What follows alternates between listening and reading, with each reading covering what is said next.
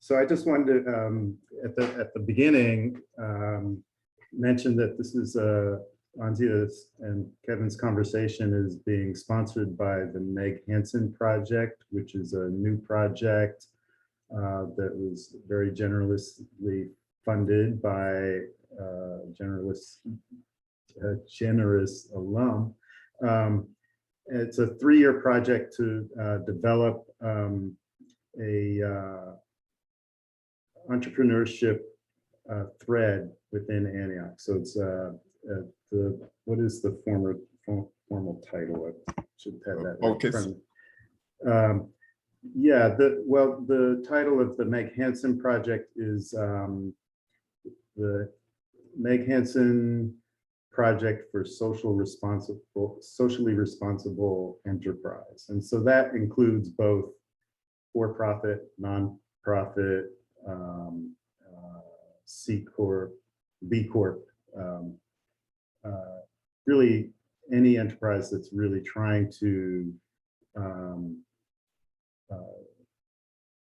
act within the world responsibly and to the benefit of all. And so I just wanted to frame it that way.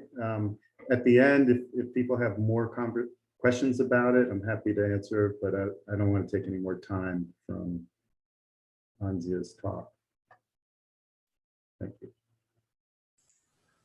Well, thanks for that, Eric. I'll just kind of add sort of where we're at with this initiative and where we see it kind of evolving in the future. So this speaker series is actually kind of the start of it.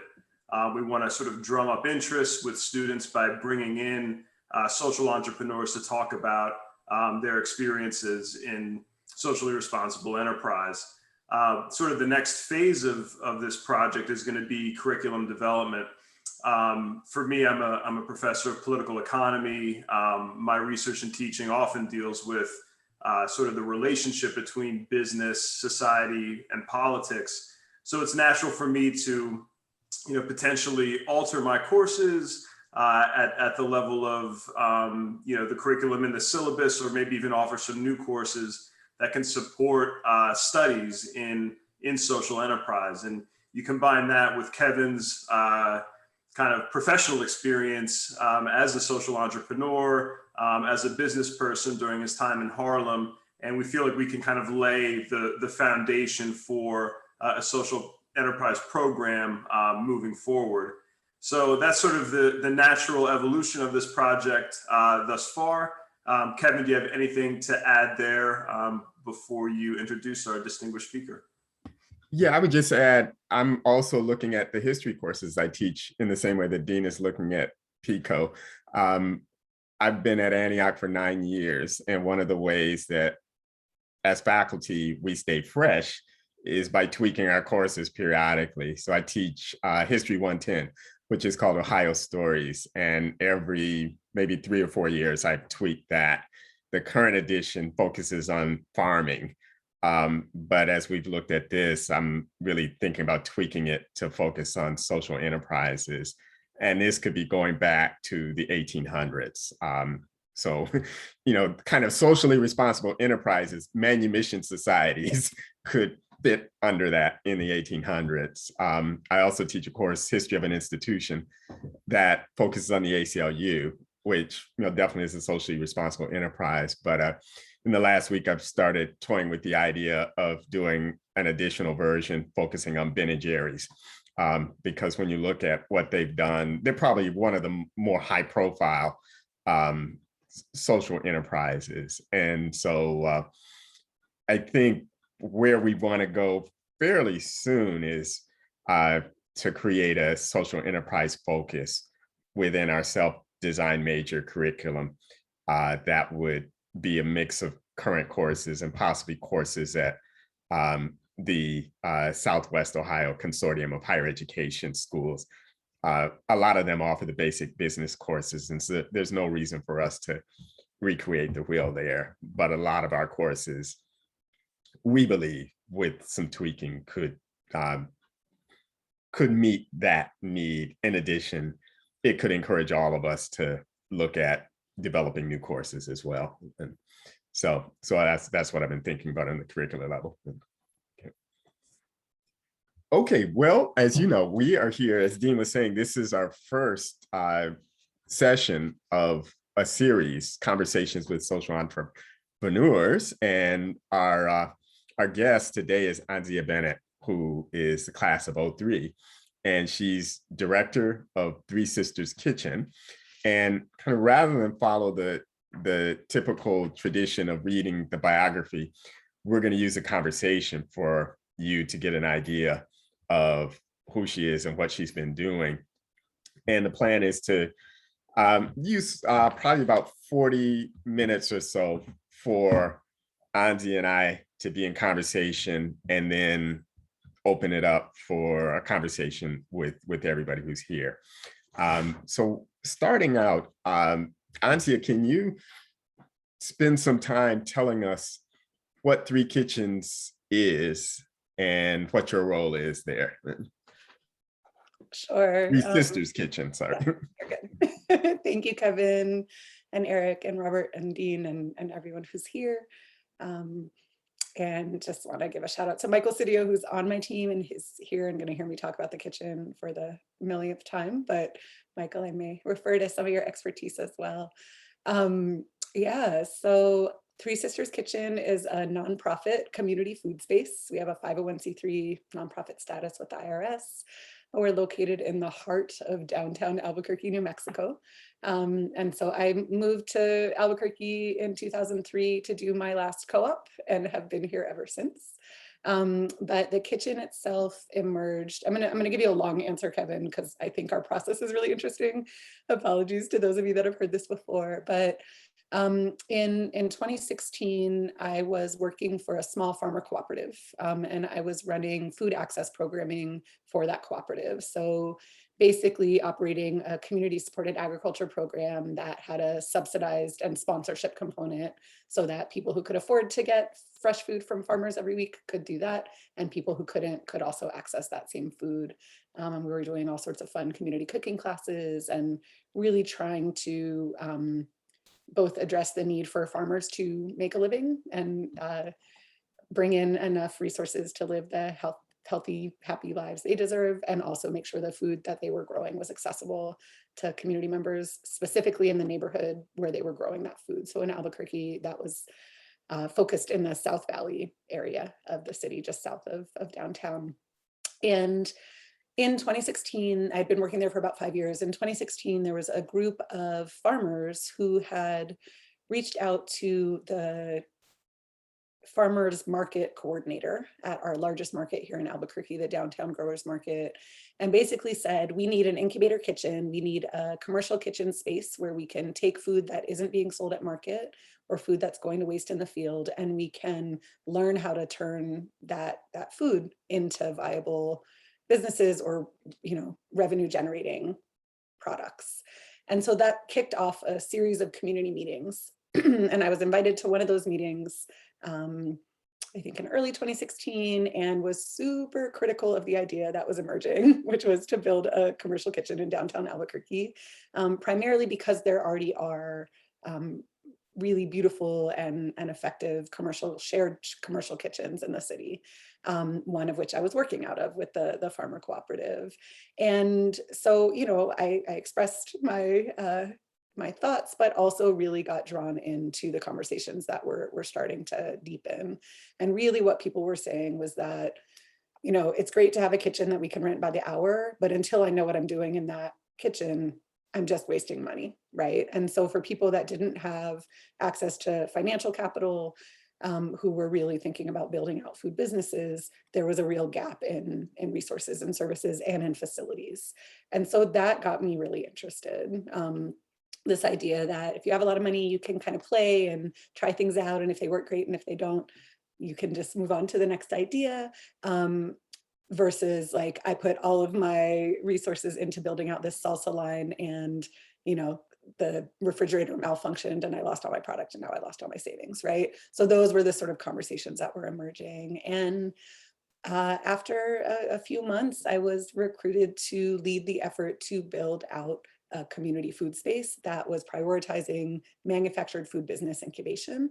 I was super excited about it, but really was coming to that space as someone with a background in public health and with a commitment to economic justice. And so really wanted to think about, if we're building a community food space, what else can it do in addition to helping people explore their food business dreams? And so from 2016 to 2018, essentially, I just continued those community conversations. We had a little bit of seed money from the city of Albuquerque that was covering my time. I had a fellowship at the time from the Kellogg Foundation that allowed me to travel around the country and visit other community food spaces.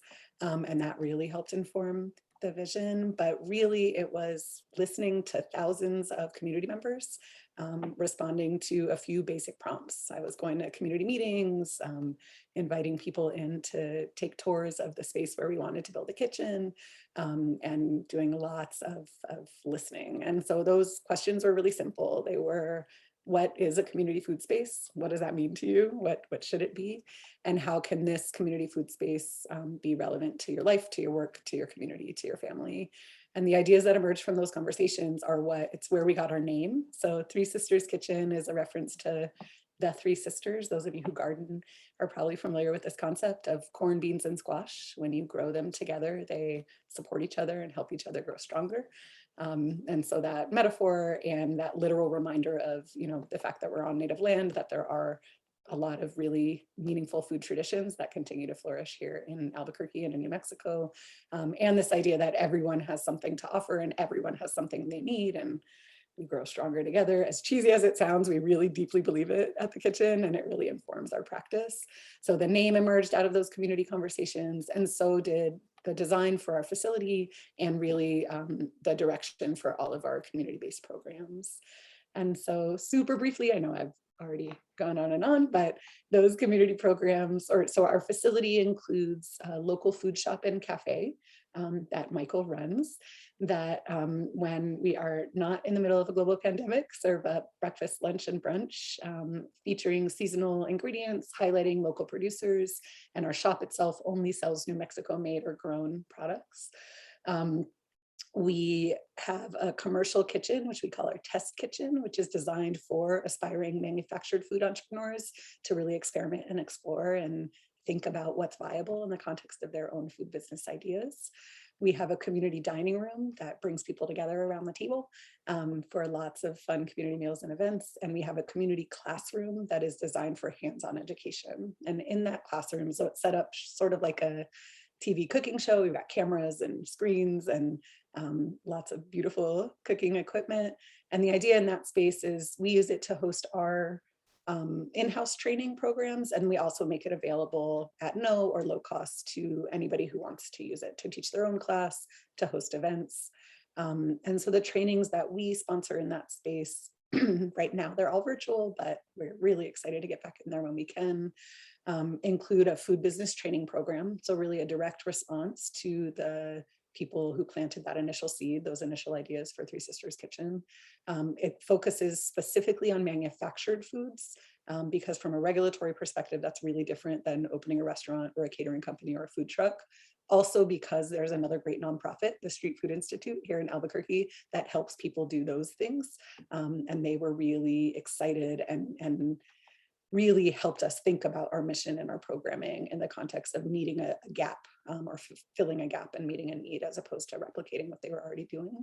So they actually shared their curriculum from the very beginning, and we built on that to develop what is now a 15-week, 90 hours of hands-on training for aspiring food business entrepreneurs, where we're spending a lot of time talking about food safety and regulatory compliance, a lot of time talking about things like packaging and branding and marketing, but also a lot of time talking about what it means to be a values-driven food business and how to utilize what are referred to as high road industry practices as they're thinking about what that viability looks like.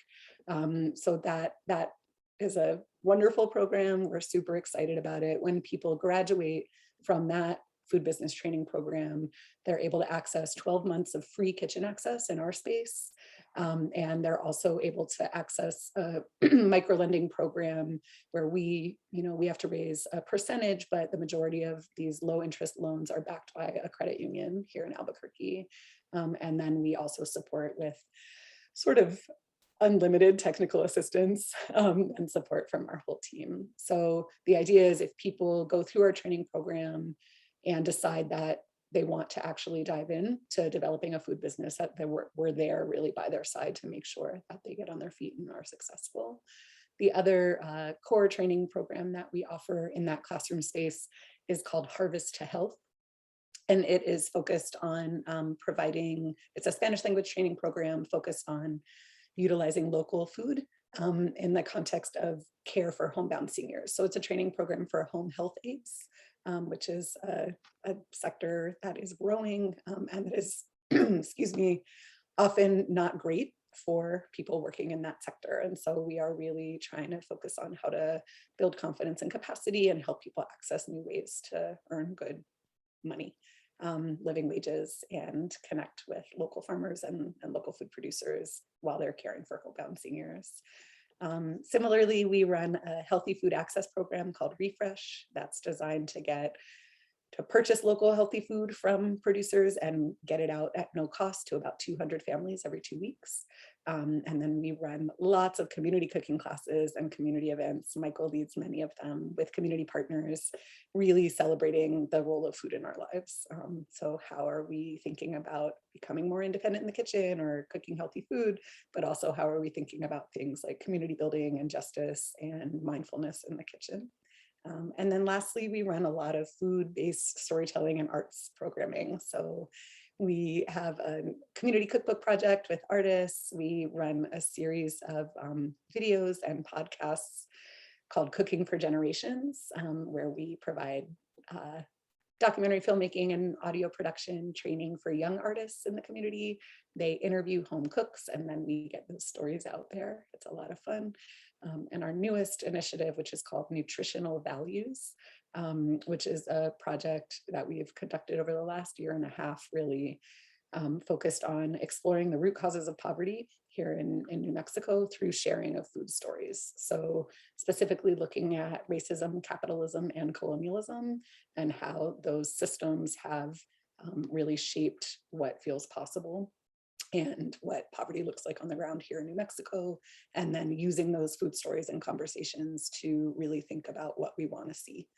So shifting narratives around poverty is the core function of that project, but really what we're excited about is thinking about what's possible together. So that was a long answer, Kevin, but that is what we do at Three Sisters Kitchen. No, I really appreciate the detail. Now, I mean, you mentioned that you were working in public health before you were recruited. Can you go back in time and talk about your Antioch experience and then how you get to that journey between there and Three Sisters Kitchen? Yeah, sure. So definitely my interest in public health was fully influenced by my mom's work in that field. So I'll just say that. But my commitment to justice and really thinking through what's possible in communities, definitely informed by the people who raised me. But Antioch felt like a perfect fit. I think largely because of that, right? I was really excited about thinking about working right away. And this idea of being able to balance classroom learning with sort of that real world work experience was really crucial to where I was when I was 18, but also helped me think about what my role was, what kind of work I wanted to do. And so when I was on campus, I worked on campus for one co-op, working for a faculty member in the co-op office actually, and it was Pat Lynn, and her research was looking at, I may not get this all right, it was a long time ago, but she was looking at 3 different cohorts of Antioch graduates and their co-op experiences and then their work experiences, and really looking at trends in terms of like career changes and shifts and sort of what that looked like. So basically my co-op was to read co-op papers from like the 50s, the 70s, and the 90s. It was totally fascinating, and really pushed me to think about, okay, how am I thinking about work and life? And yay, that was great. But so my off-campus co-ops really ranged. One was at a summer camp in the Los Altos Hills. Another was at the Center for Constitutional Rights in Manhattan. And my last co-op job was at a nonprofit arts and education organization here in Albuquerque called Working Classroom. And so I moved here in 2003 after 2 semesters studying abroad. I was actually off campus at the Border Studies program that Earlham runs, living in Ciudad Juarez, and then at a study abroad in Kingston, Jamaica, looking at gender and economic development through the School for International Training, and then landed for my final co-op here in Albuquerque. And excuse me, Anzia, what was your major? Cultural and interdisciplinary studies, Okay. everything. So it allowed me to really dig into a lot of different topics and really think, I think pretty creatively about where I was headed. Yeah, that was my major. So at Working Classroom, it's a nonprofit that I'm still sit on the board of, is really dear to me. You know, the goal was a 4-month internship, and then my plan was to move to the Bay Area. I ended up working at Working Classroom for 8 years, and was the assistant director there. So Working Classroom focused on providing free, high quality professional visual arts and theater training for young artists and actors of color here in Albuquerque. And my role initially was running academic programming for the kids in the program, and then moved into more administrative grant writing, grants management, and program planning, curriculum development. As I said, I was there for 8 years, and then went back to school to get my MPH, actually to get a master's in American Studies and then a master's in public health here at the University of New Mexico.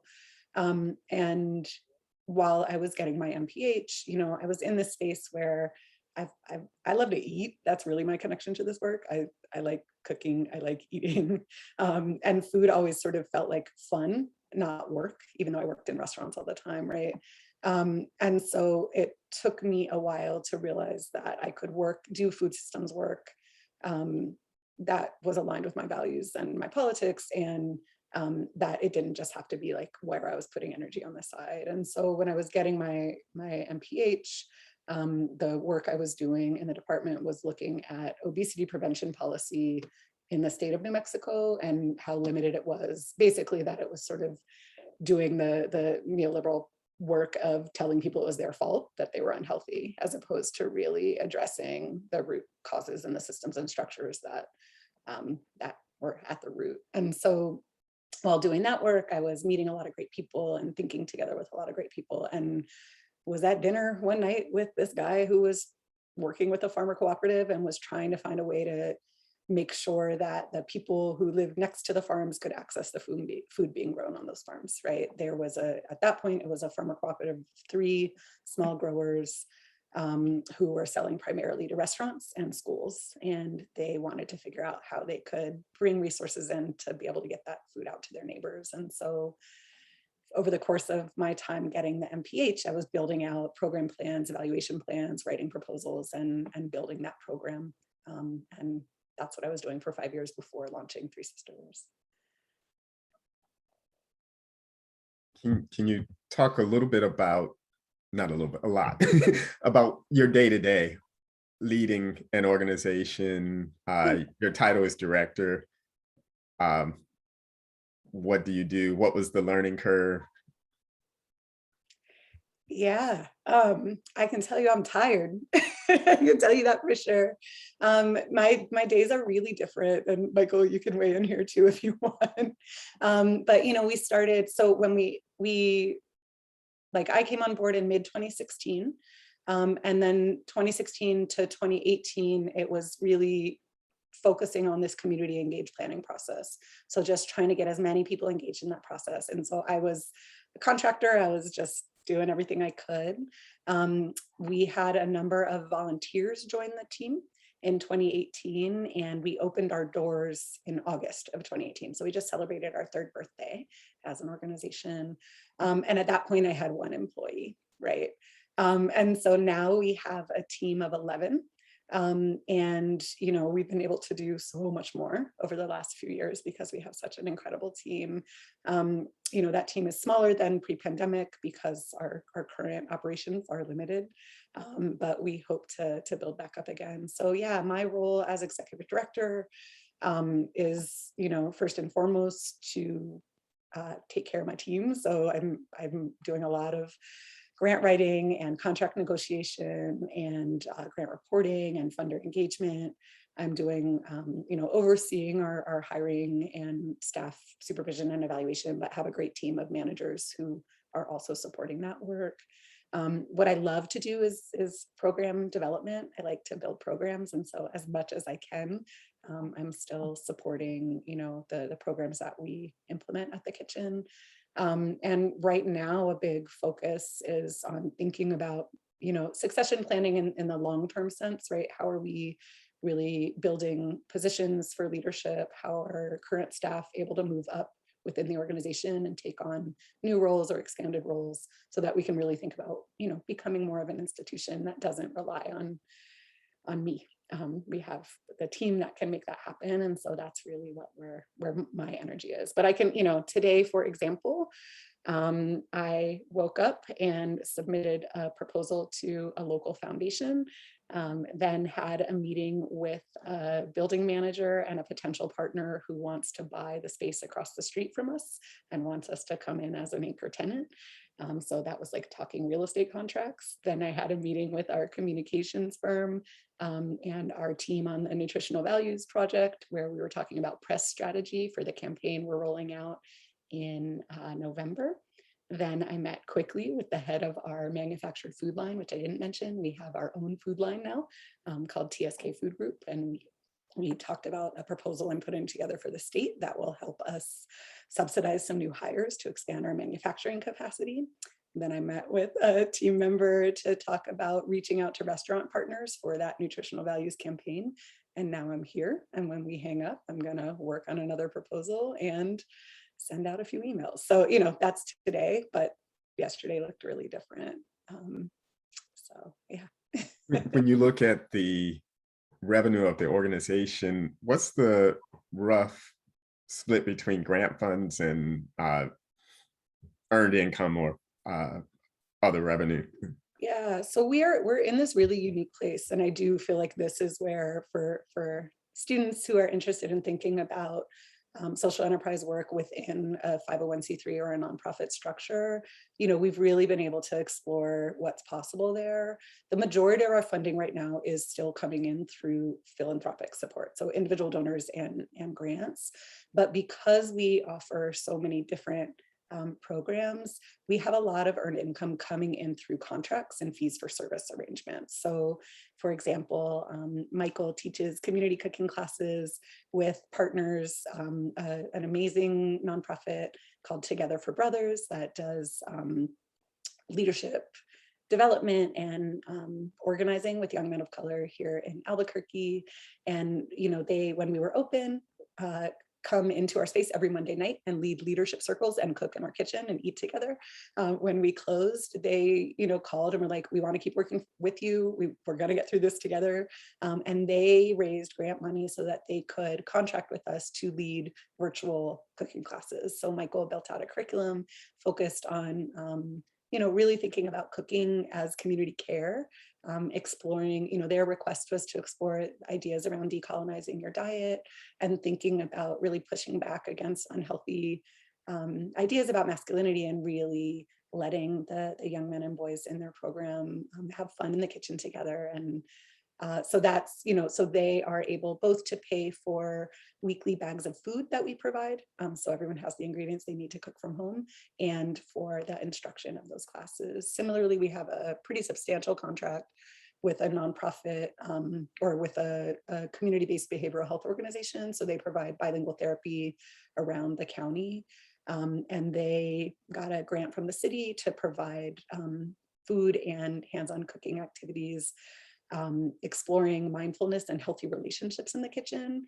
with young people who have been engaged in the criminal legal system. And so similarly, those were classes that would happen on site where they would rent the space and pay for instruction. And now we're doing all of that virtually. But, you know, together, those contracts bring in about like $70,000 a year, right? So that helps me, that funds a position, that purchases food, that helps us pay rent.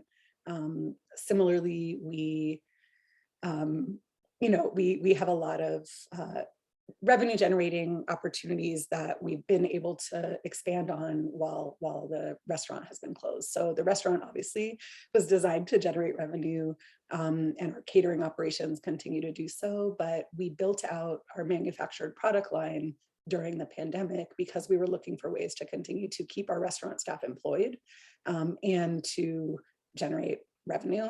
But primarily what we are using our manufactured food line to do is really to center it as a case study for our food business training program. So when we learn a lesson the hard way, we're saving our students that time and energy. And when we have things figured out, we're able to share those resources directly. So yeah, it's a pretty rich mix of earned revenue through sales and things like space rental and contracts and philanthropic support. Yeah. One of the things that Dean and Eric both mentioned was our idea about this social enterprise initiative is coming from what we hear from alums who talk about the things they wish they had to prepare for the entrepreneurial initiatives they're undertaking. Are there things that you think would have strengthened your Antioch education to prepare you for what you're doing now? Yeah, that's a really good question. I will say that just the co-op experience itself, I think, was huge preparation, right? Just like having land somewhere and figure it out while you were doing it, because that's really the nature of my day-to-day and the nature of running a nonprofit.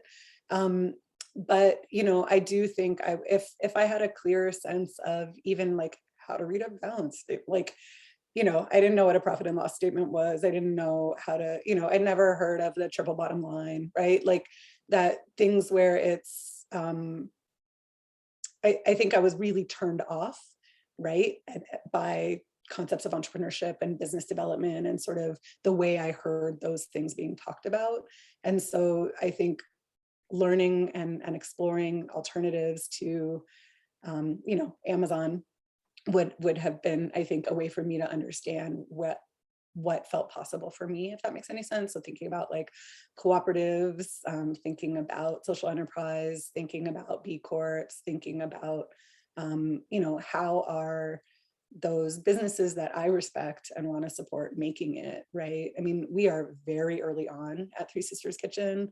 And if we were solely relying on our social enterprise activities to pay our bills, we wouldn't be open, right? It is this mix of, as I said, grants and contracts and earned revenue. And I think understanding what's realistic when you're building a business would have been really helpful. And just sort of the nuts and bolts, but also the more radical critiques of the traditional systems and the traditional models that we see, I think would have been great.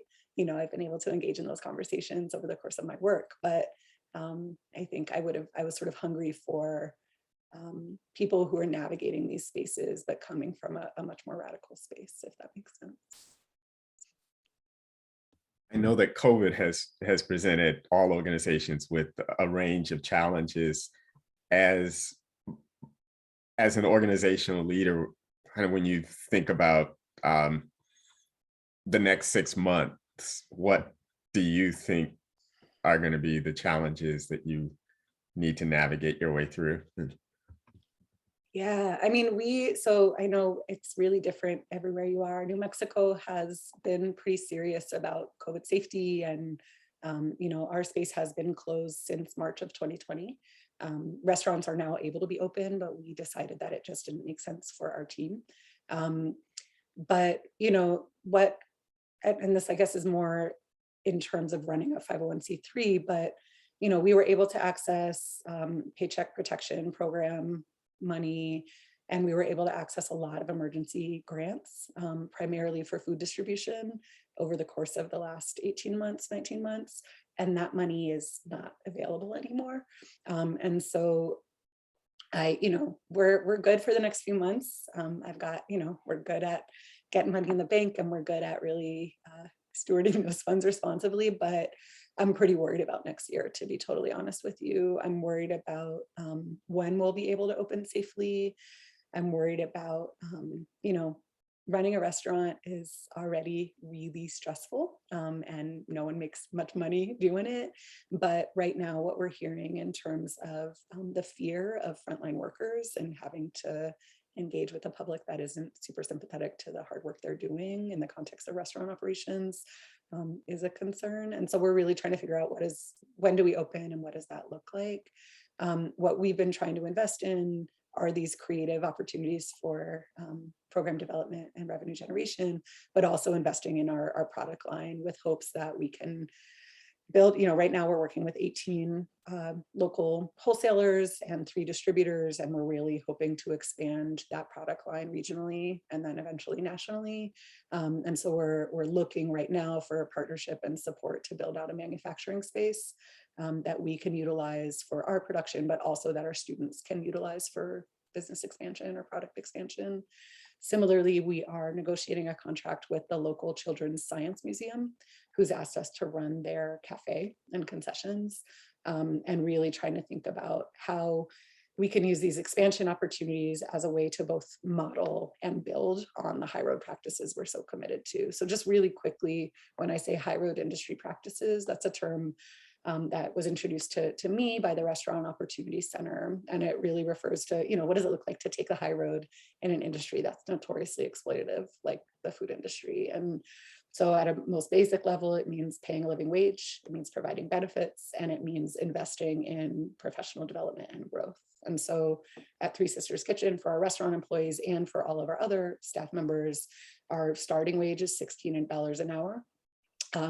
We pay 100% of vision, dental, and health insurance. We provide a retirement plan with $1,000 a year match.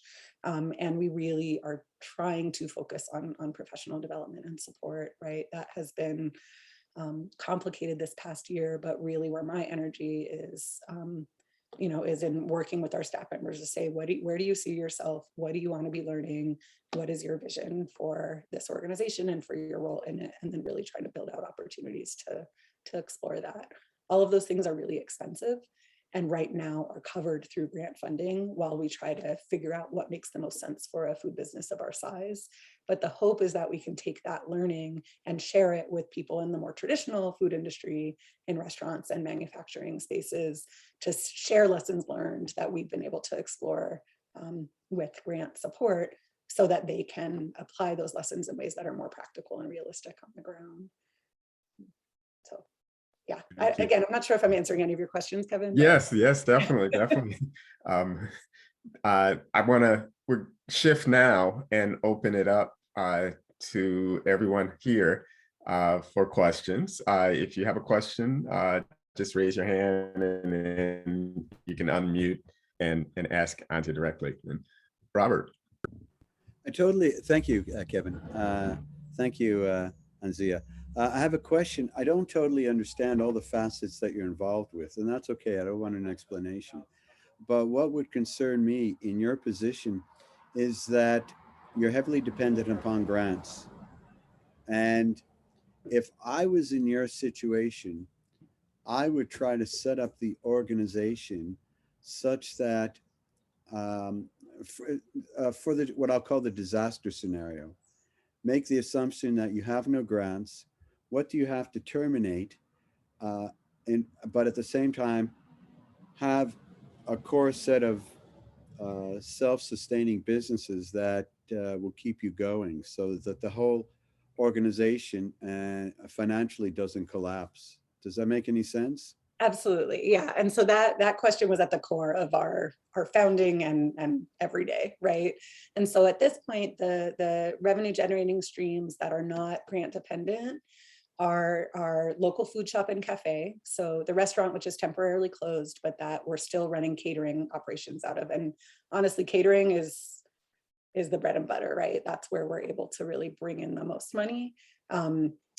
our manufactured product line, TSK Food Group. So it's a specialty line of granolas and spice shakes, things that are really easy to produce and that have a long shelf life.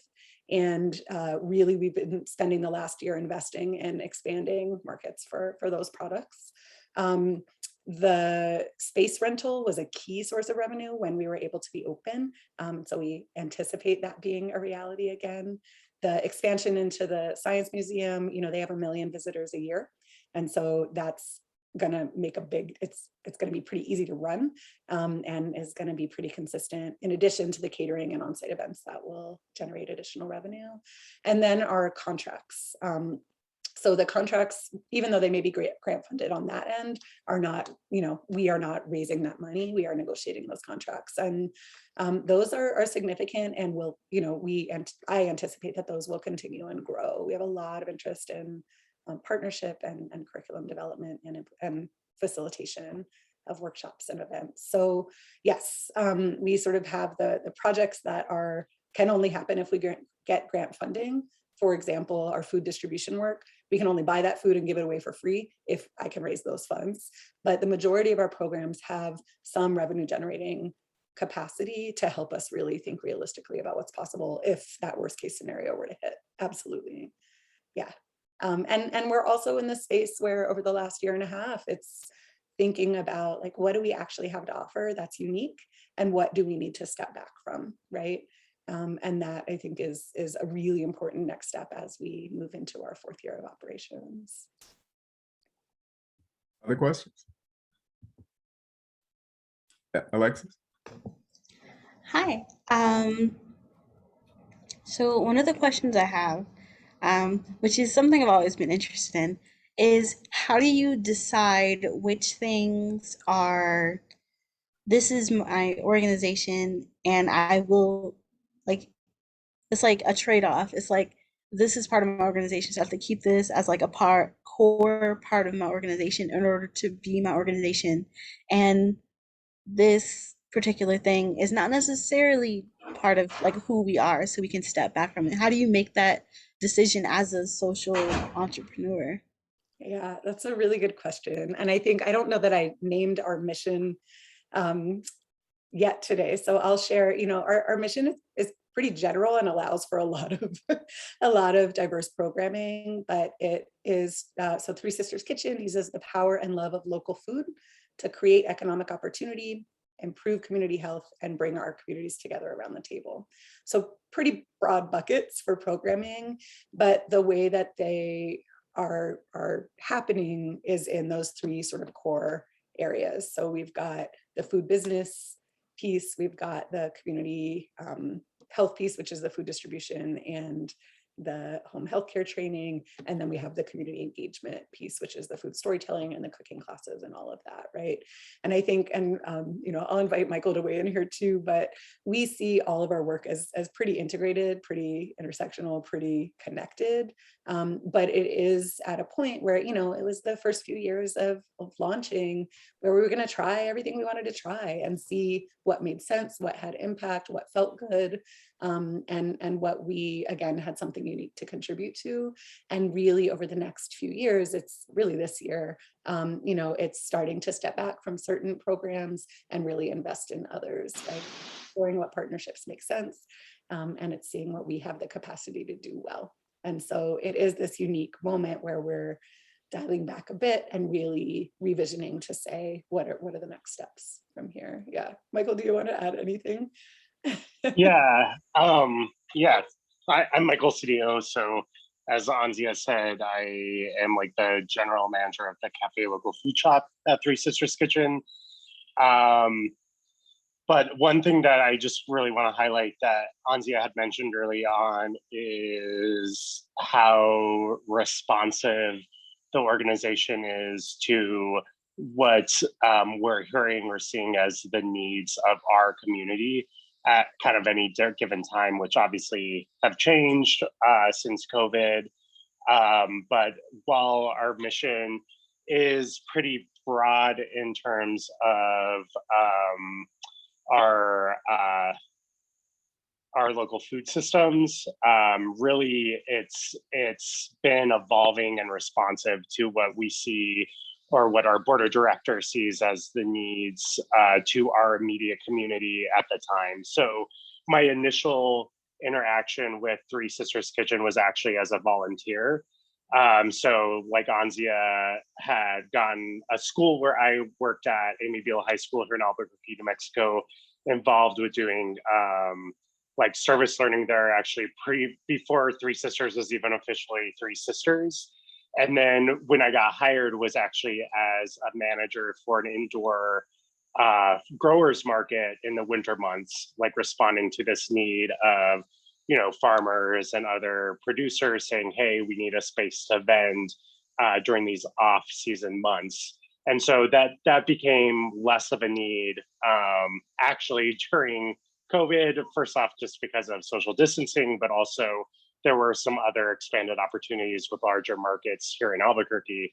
So I think like having this broader sort of mission does allow for some flexibility in terms for us to evolve, which has been interesting to be a part of and to watch. And even just my job's constantly changing, which I kind of enjoy. Like I'm a person that likes to, I guess, be shifted a lot in terms of what I do. But like since COVID started, like a huge piece of my job, as Anzia mentioned, has been focused on community education. So like community cooking classes with certain partners, especially since the restaurants closed, also then like vending at other growers markets and things like that. So I do think like, to go back to the question that was asked, I think that like part of it is just being flexible in terms of knowing when what we're doing is maybe even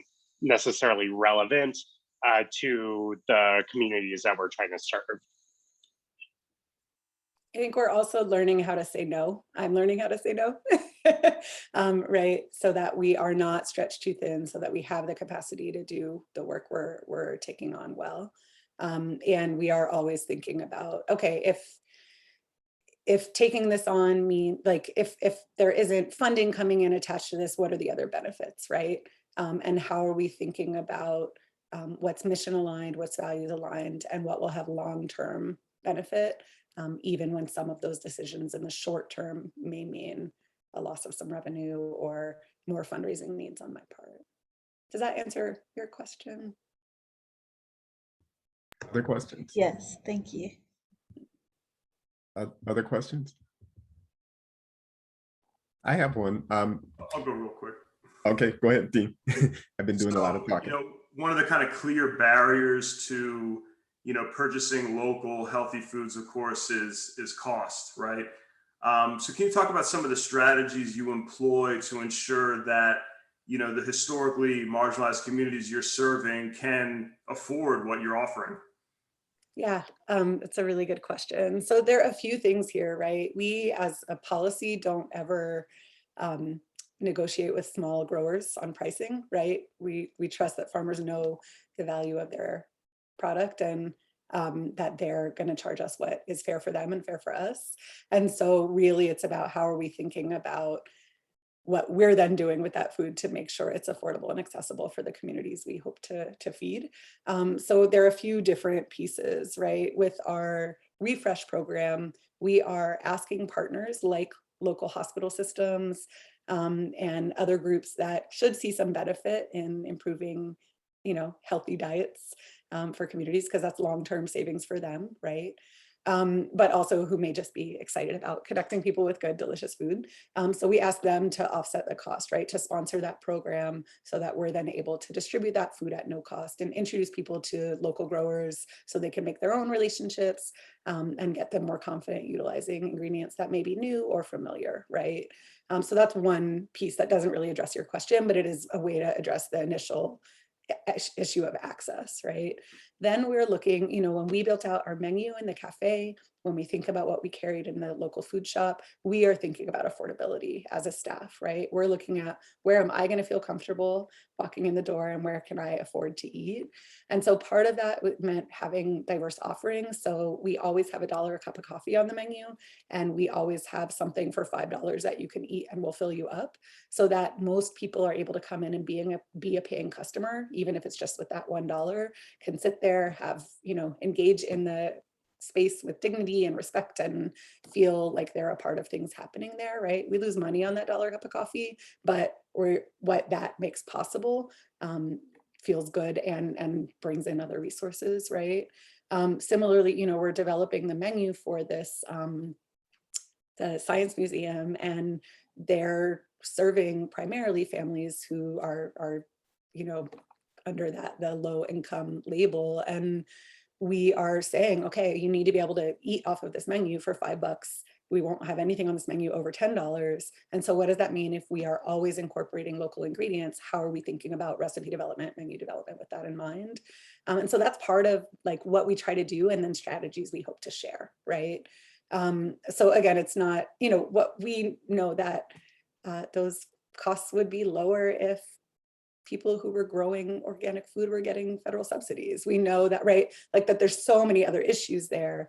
And so part of our work is introducing people to ingredients, celebrating those local ingredients, lifting up ingredients that people may think of as, you know, not healthy or whatever, right? So like people talk a lot about being ashamed of certain foods, right, that they grew up eating, or feeling like those aren't foods that should be on a certain menu, right? And we're trying to shift that up as well, right? Like beans are delicious and amazing and super healthy and really affordable. And so how are we lifting up those ingredients, both in our cooking classes and on our menu? But also, how are we just thinking about that initial step of building in affordability to our concept from the ground? Does that answer your question a little bit? Yeah, that's great. And it's great to hear that you employ like the polar opposite strategy of dealing with suppliers than, you know, supermarkets like Amazon or Kroger or, you know, Walmart or Cargill or any of the food processors, because their entire business model rests on squeezing those suppliers. So that's really just kind of refreshing to hear. And I mean, I'm happy you brought up the issue of state subsidies as well, which is kind of crucial to scaling up these projects moving forward. Yeah, I have no problem negotiating with those larger manufacturers, right? But with small farmers, we want them to survive and we need them to survive. And so how are we thinking about all of our programs as furthering their work, as opposed to, you know, again, getting them to cut costs or make sacrifices for us? And that results in much stronger relationships and partnerships that we couldn't have even imagined, right? And it's also really important for us that our team understands all the hard work it takes to grow and produce food. So like we spent the last month, staff members and participants in the food business training program going out and doing farm visits and getting to hear from the growers we love themselves about their business model, but also their approach to growing food. You know, we helped harvest, whatever else, but it was really about forging those connections so that people understand the true value of the food that's on the plate. And we want to be able to communicate that to our customers as well. Anzia, can I add something too? Yeah, of course. Yeah, so another thing too has just been thinking, I think, creatively when it comes to the bottom line a little bit, because we are trying to balance a lot of stuff here, right? We're trying to make food affordable for our community. We're trying to pay living wage to all of our staff members, and we're trying to pay the cost of what it costs to actually grow the food that we're using. So there's like, we're not ever going to be like raking in a ton of money because we're trying to balance all those things. But like, so like a creative thing I think that we came up with in the cafe was eliminating tips. So just really thinking of, right, like tips are so exploitative anyway. But like we don't do tips at the restaurant. So if someone wants to give a tip, it's like clearly stated that it's a donation to the organization. So we're paying all of our employees, right, an hourly wage of like $16 an hour, or, whatever that individual employee is making. And then the tips are to help us offset some of the costs for like healthcare and stuff. It's not going to cover it, but it's like having to think a little bit creatively in terms of things like that. Right. Thanks, Michael. And the idea there, right, was that that's an opportunity for education. So we can explain why we don't accept tips. We can explain why we pay a living wage. We can explain how much it costs to provide health insurance for our employees. We can do breakdowns of the costs on the menu, right? So people understand this is what you're paying for. And I think in the context of all of the conversations happening around restaurants during COVID, there's a real opening for people to really deepen their understanding of how broken that system is, but also why things cost what they cost, and how to think about affordability and access in that context. Yeah, but it is, I mean, it's something we're always thinking about and something we're always trying to figure out, right? And so it also means that you can find a $15 plate of food on our cafe menu, as well as that $5 dish, right? So that there are options for people. And similarly, our catering, we can meet whatever demand or need, but we see incorporating local ingredients and working with local producers as a selling point, as something that adds value to what we have to offer. And so the people who do business with us also share those values. One last thing, right, is we use a lot less meat on the plate, right? We're using local meat. That's way more expensive than if we were getting, factory farmed, whatever. And we are very judicious in how we utilize it on our menu, right? And again, that's an opportunity for education and kind of digging in to the whys behind how our restaurant works. Other questions? Thank you both for those responses. Yes, Sean? Hi, thank you so much. This is so inspiring to listen to. And I have maybe kind of a boring question, but I'm wondering how the relationship was with the regulatory bodies in getting this set up, and how important that was to how like navigating that was. Did it impact it? Did it make it more successful? You're nodding like how yes, okay. Yeah. Thank you. Yeah, thanks for that question. And it's really nice to see you, Sean. The regulatory compliance is core to successful food business development, and it is an incredibly stressful space for a lot of our food business graduates to navigate. And so when we opened, that was really the main thing we were hearing from farmers and other aspiring food business folks, was like, I'm scared of all the rules. I'm scared of breaking the rules. What do I do?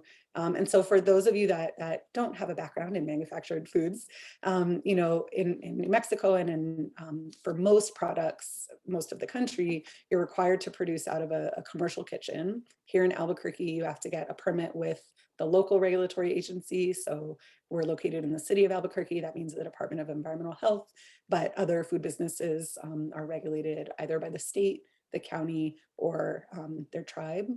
And each of those agencies has different, there's general overlap, but different requirements.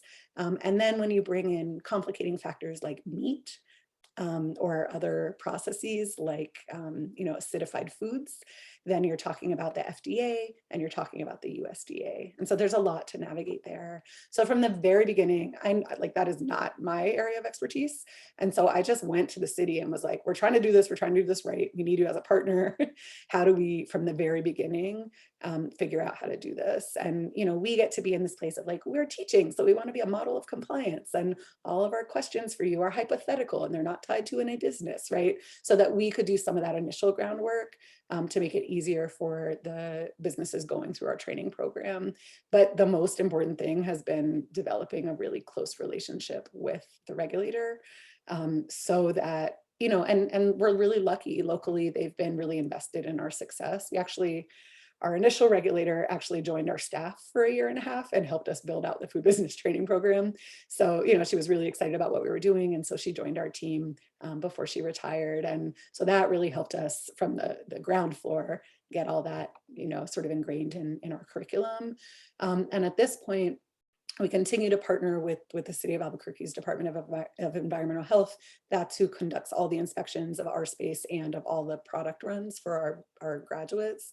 But we're also building out a relationship with the National Culinary School, who has a master's in food safety and food science program, so that their students and faculty will be helping our food businesses build out their HACCP plans, which are the safety plans that you need to identify critical control points and hazards, right?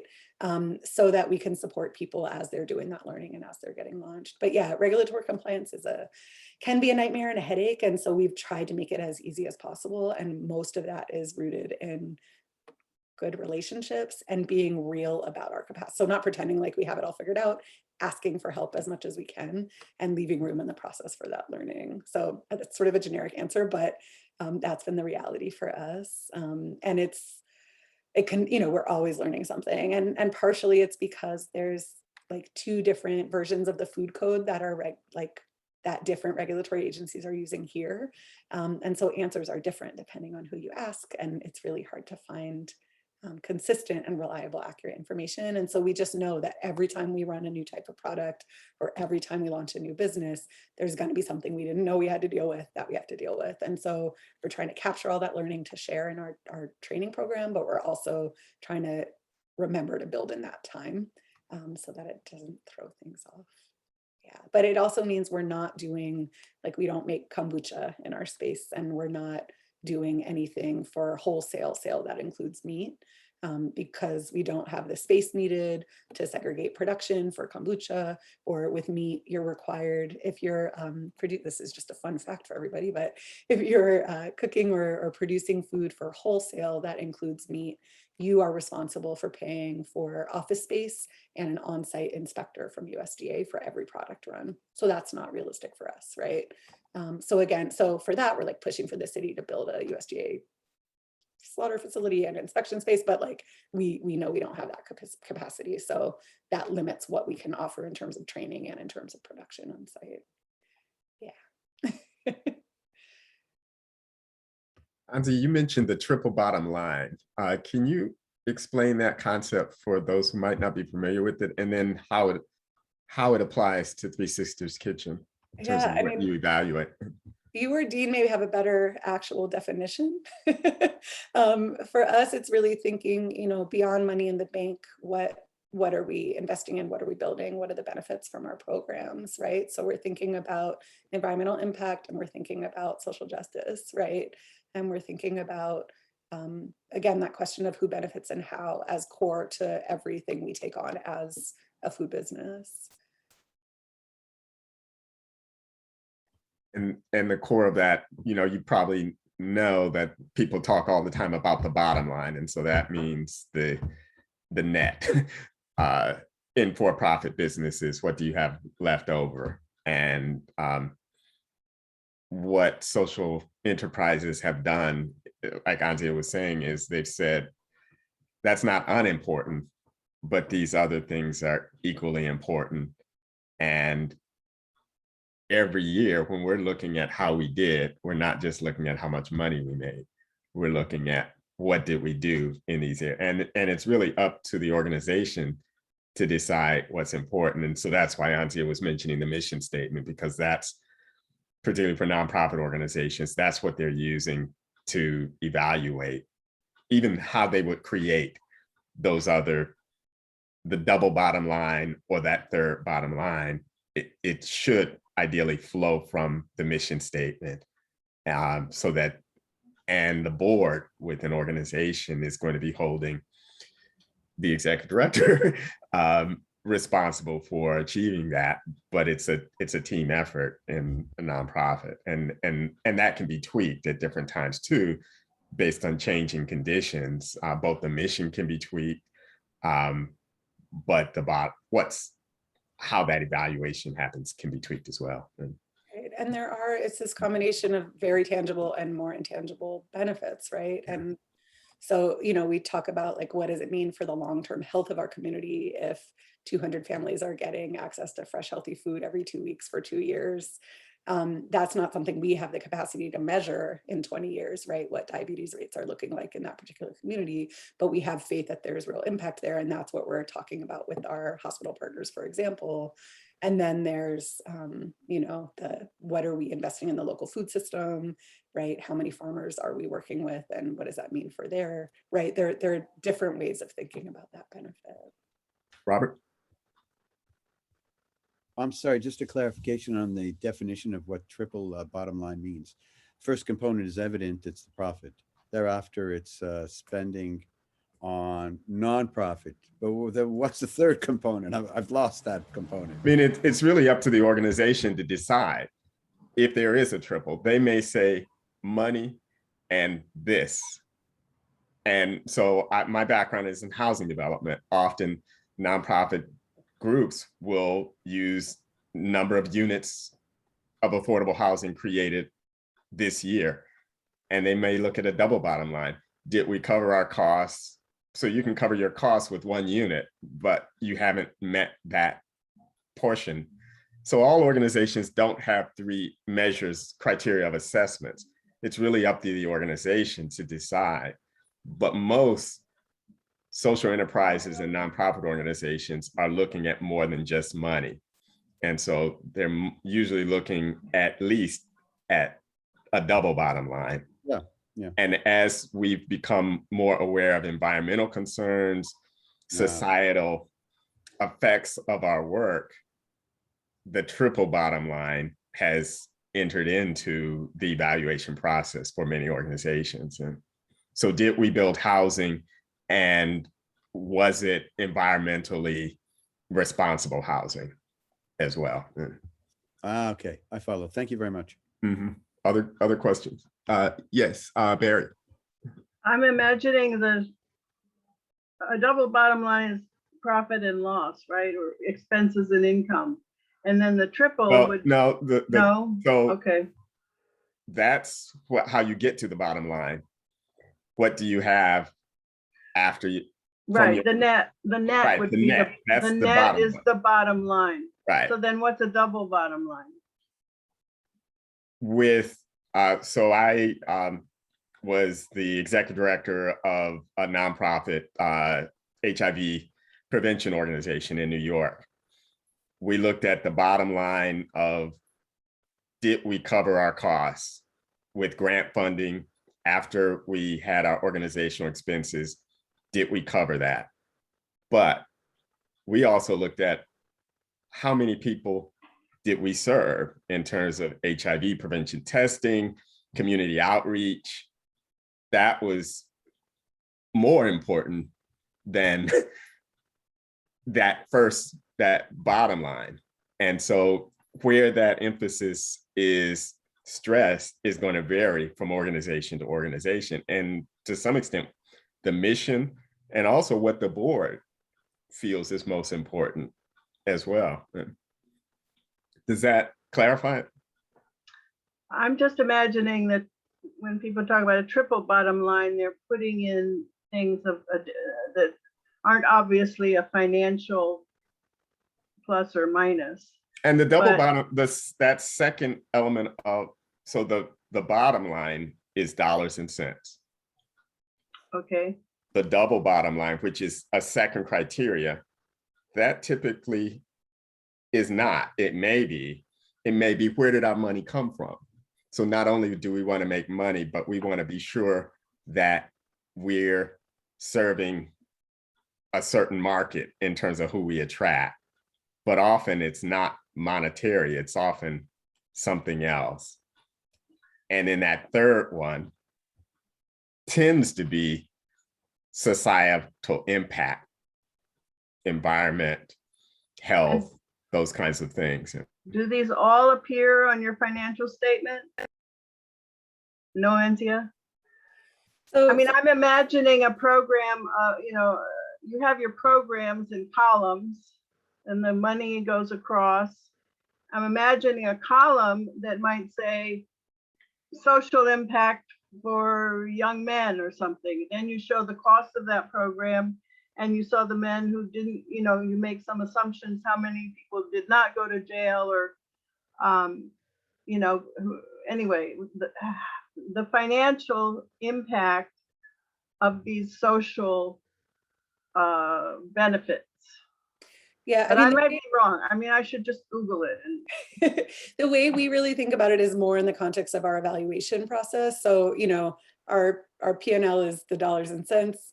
And then okay. the way we're thinking about individual benefit for program participants and then like community benefit is more, you know, is more captured in our organizational and program evaluation. But the questions that you all are asking, I think, are really helping, you know, like those are the questions we are thinking through as we're thinking about, is this something we want to take on? Is it something we want to invest in? Is it something we're willing to take a loss in financially because we see all of these other benefits, right?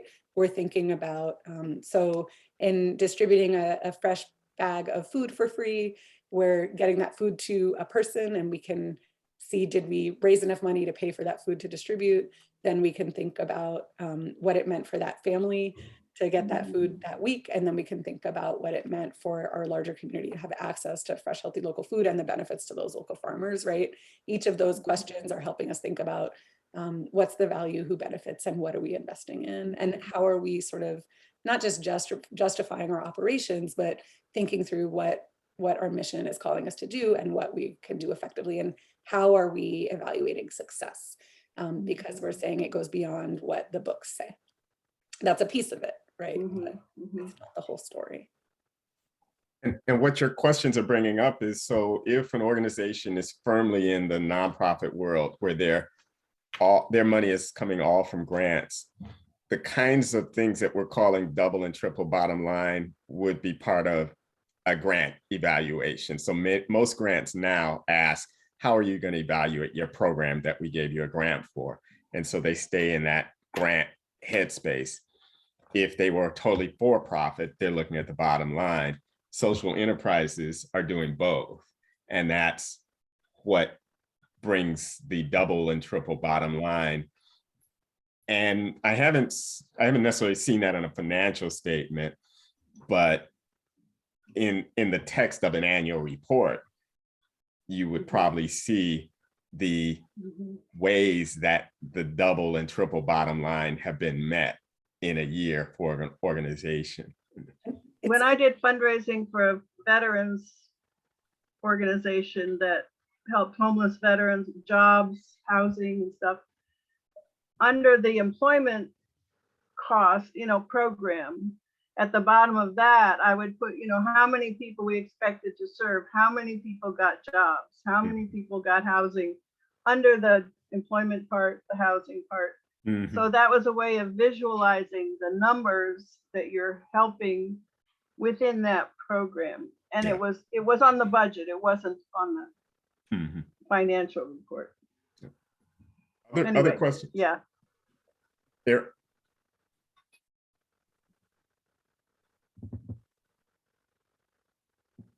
Eric? Yeah, sorry, my clicking aim is not very good.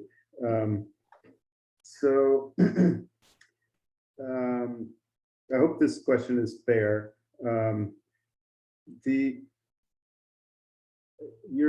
Imagine yourself talking to an Antioch grad just graduating next year, or say 3 years from now, and they're saying, you know, they want to do a social enterprise startup. What kinds of questions would you ask about their experiences and the courseworks that they took? You know, did you do this? Did you do that? You know, how would you kind of assess their preparedness for that? Are you ready? I mean, it's so interesting, right? I feel like so much of what, especially with the restaurant operations, but honestly also with our general nonprofit programming, so much of what we're trying to do at Three Sisters Kitchen is shaped by what we don't want to replicate, right? The lessons learned from working in pretty unhealthy spaces. And some of those experiences happen on co-op, right? Like, oh, this, you know, it wasn't an unhealthy experience, but this is a workplace that is not like the workplace I want to land in or that I would want to run, right? And so really, I think honoring the experiences that people are coming to the table with and the lessons, like pushing them to think about the lessons learned. You know, how did you all plan? What did accountability look like in the organization? What are the questions? What are the values that are most important to you as you're taking on this work? And my guess is that coursework at Antioch especially are really tapping into those commitments and values that are going to continue to shape their life and work trajectory. I mean, I think I'm trying to think of like, what is a class? Like, I didn't take any economics classes. The fact that, I mean, both Dean and Kevin seem like such great resources in terms of being able to dig into both the theory, but also what's happening right now that's exciting and sort of counter to the most damaging elements of capitalism that we're all contending with, right? And so knowing that there are opportunities to think and dig in to those questions in coursework is really, it's interesting to me. And so it's not like I know what to ask in terms of what class they took, but you know, do they have a sense of the type of business model that aligns with their values and their ethics and their vision? You know, what informed that idea? Is it just what they know, or is it about what they've been thinking through with peers and with faculty? You know, what are they prepared, like what do they need to be okay? I think especially for people that are taking the leap into launching a business of their own, and you know, nonprofits are a business modeled as well, right? Like, are you, and one thing we really hear with the majority of our food business trainees, right? When they're building out their, you know, they do their cost analysis based on their products, but rarely from the beginning are they thinking about what they're going to pay themselves, or do they need insurance, or right? And so, you know, in food business, this idea is like, oh, you're not going to have a paycheck for the first year. We are not cool with that. And so we're really trying to figure out what's going to be viable, where you're going to cover your needs, so that you're not hurting yourself, your family, your health by trying to make this happen. And those are questions that are not always traditionally asked. They're really basic, but so similarly, I think for students that are embarking on this step, like, what do you need to be okay for 6 months, a year, for that worst case scenario that Robert named, right? How long are you prepared to do this before you see any return? What are the returns that matter? I think those as initial questions. There's a lot of romance around founding an organization or starting a business, and how do you allow for some real talk about how hard it's going to be and how long it's going to take and what's really necessary before you take that leap.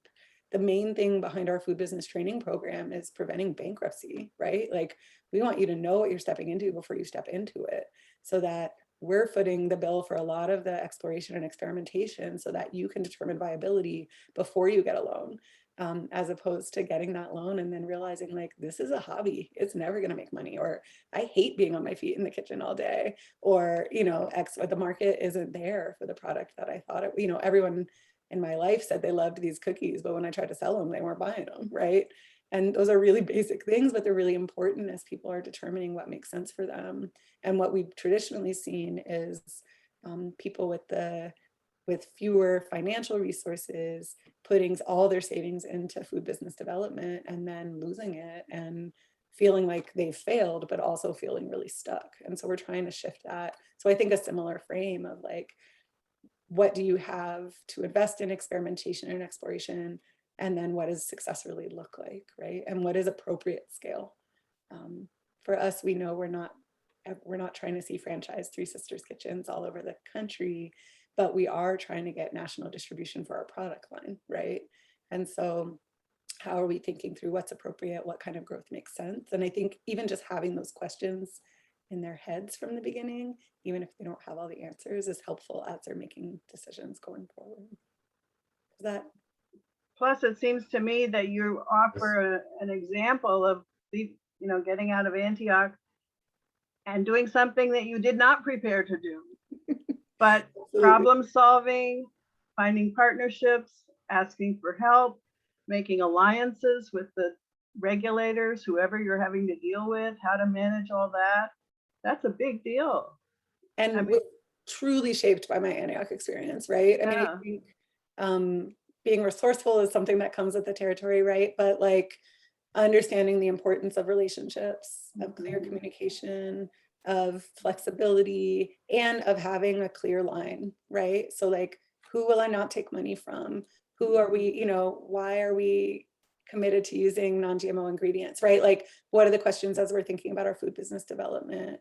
What are the how, like, I don't pretend to be apolitical, right? Like, I have my politics, I have the way I think about the world, and that's a part of the work that I do, right? And so being super clear on those values also matters.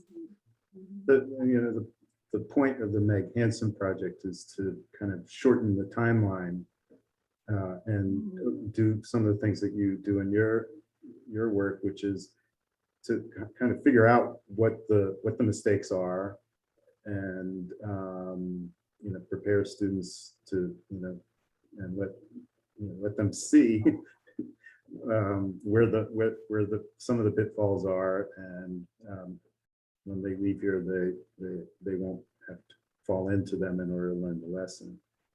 I mean, I'm really excited about what it means to connect with current students, right? And to be able, and I wish I had, I guess this is an answer to your earlier question, I wish I had the foresight and the time to reach out to the alumni network with my more specific questions around what I was trying to build.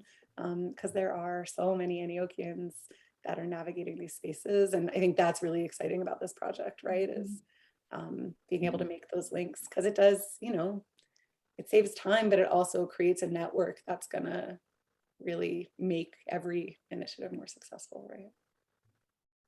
Robert? I have a comment, and the premise is that in this program, you leave, the underlying premise here is that you leave and then you're an entrepreneur, you start this business. Well, we're dealing with food processing and as a theme. So let's assume I wanted to go in the food processing business. I get out of Antioch, that's what I want to do. I wouldn't start a business. What I would do is going into a profit-oriented business. Honestly, I'd be profit-oriented. I wouldn't be non-profit oriented, but that's another story.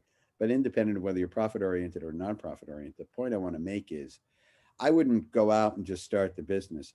I would go work for, I wouldn't go work for Kraft Heinz, for instance, but I'd look for a small manufacturer of whatever product it might be. It could be, I can think of some within Quebec, like a juice, or it could be, well, cheeses too, or a small cheese processor, or what have you. The point is, I would go and want to work with him to understand the business in order to know how to set it up, rather than go blindly into the business, is what I'm trying to say. Yeah. I go ahead, Anzia. Just absolutely. I mean, I think working for Heinz would also be really informative, but I agree. The problem with Heinz, the reason I would, and I know this from the oil and gas business, if you go into Exxon, Chevron, you're so compartmentalized, you can't see the whole picture. If you work in an intermediary, and intermediaries, relatively speaking, are large. These can be a $4 billion, could be a $10 billion company in terms of market cap. You might be in a slotted position, but you're going to get a global picture of what the hell's going on. So if you go into not the Kraft Heinz, but some small intermediate that actually goes, let's say for argument's sake, still can get put on grocery shelves, which is a big achievement because there's limited shelving. You could learn a lot more in that intermediate business company than going to Kraft Heinz. You'll just see a lot more of the business, understand it better, is my point. Yeah. And it just that's how I would do it. And then if I really was motivated to enter that business of food processing, I would have a lot better knowledge and understanding of how to move forward. Yeah. That's how I would select. That was part of my method in selecting co-ops to put on the list. The size, and there's too small and there's too big, and the sweet spot for co-ops were organizations that were between 15 and 50 employees. So students even if they were only working for one person doing one thing in that organization, they heard and saw everything else that was going on and could get an idea of that. Yeah, no, I think that's such an important point. And I think the co-op model lends itself so beautifully to that, right? As an introduction. And, you know, I think the majority of the folks who come through our training program are people who have worked in the industry in some way, right? So whether it was working in a restaurant or, right? And so there's some initial, like, I kind of understand how this world works. But I agree. I mean, you learn so much by doing and by really observing and being able to ask questions in real time. And that's what co-ops are designed for, right?